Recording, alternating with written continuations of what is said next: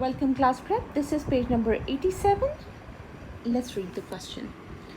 A group of children tested how many cubes they could hold in one hand.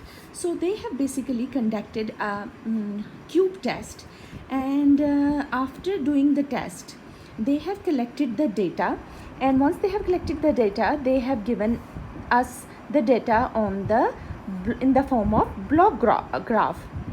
So this is the block graph.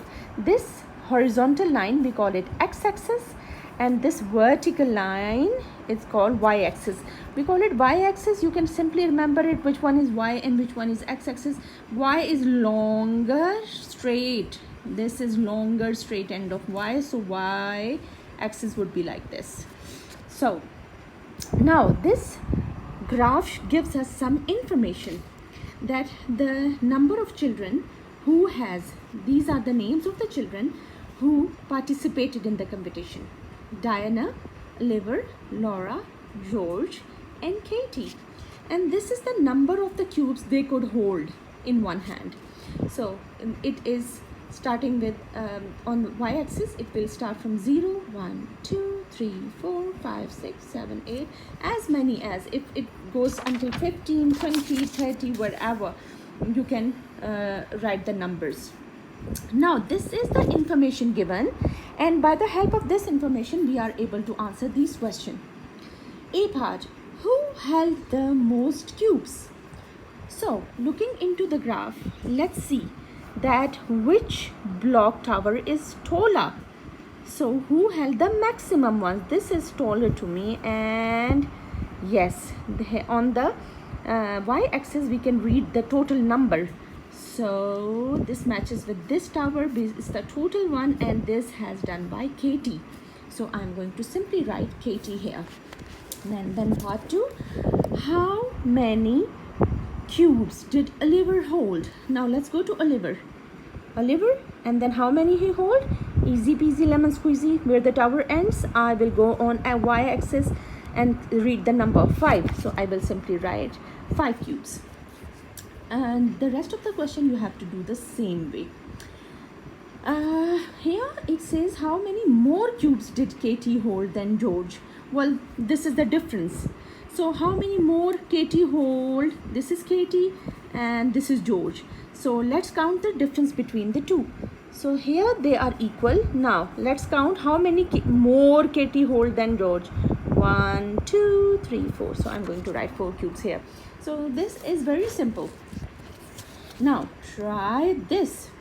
Carry out your own cube test with a group of friends. Well, we are unfortunately we don't have friends these days, so we can conduct the same test, or you can collect the data from your family. Start with mom, dad, dada, dado, your sister, your brother. Draw tally marks to count the total. All right, we know how to draw the tally marks. Show your results as a block graph. So first you will write the name here: dad, mom. You can write their names as well, it's your choice. Then your brother, your sister, your dada, your dado, your uncle, your auntie, anybody in the family, you can write their names here. And then you have to do total, that how many they could hold in one hand, how many cubes in one hand. So let's say I am writing dad here, D-A-D, dad, and dad could hold, this is the sign written here, so I'm going to read this one and I could write the total. This is 5, easy peasy, quickly I can tell with the tally mark. 5, 6, 7. So daddy could hold 7 total. And now show your results as a block graph. So you have to draw a block graph. So the same way we did in the class, this is the way we draw the y-axis, and this is x-axis. So started here. First we will put the numbers here: 0, 1, 2, 3, 4, 5, 6, 7, 8, wherever you can go. I'm sorry, I have not written them in the straight line. I'm writing actually from the other side of the camera, so it's a little bit harder to write perfectly straight in one line.